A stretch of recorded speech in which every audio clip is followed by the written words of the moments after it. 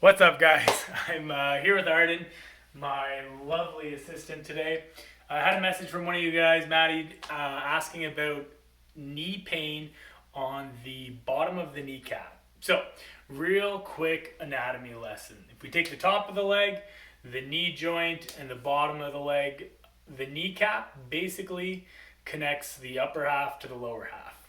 The bottom of the kneecap, we have this little ligament called the patella tendon that sits there. And sometimes too much exercise, poor mechanics, and a couple other things can lead that tendon just to get a little aggravated. So I'm going to give you guys a couple tips that you guys can use if you do find that you're getting that lower knee pain with running, exercise, whatever. Arden actually has had patella tendonitis and from time to time gets it as well. So yeah, you'll be a perfect demo for us today.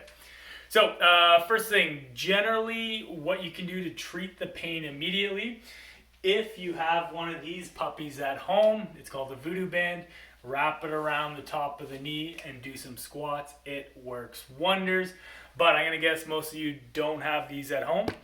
So we're gonna talk about a different stretch you can do. So couch stretch. You guys have done it with our program. Arden's going to do it here. So she's going to put her foot on the couch.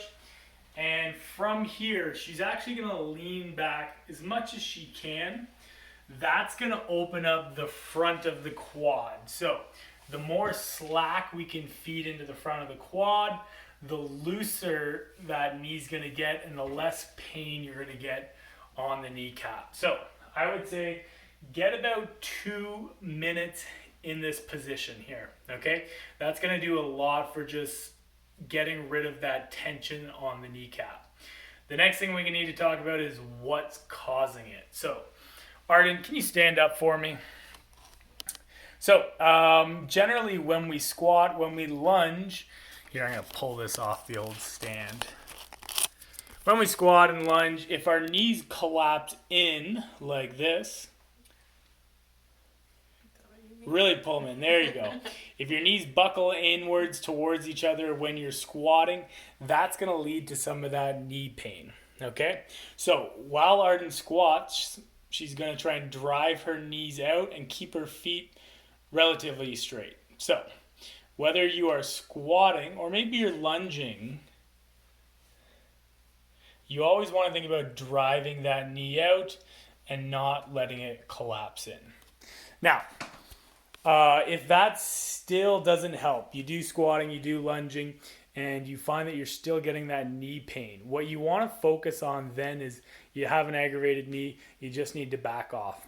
Doesn't mean you have to stop squatting. So if you get knee pain while squatting, but you still want to squat, you're just going to take a wider stance and you're going to sit back as much as possible when you squat.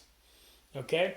So I would even say for a lovely Arden here to push her knee back and don't go quite as low in your squat.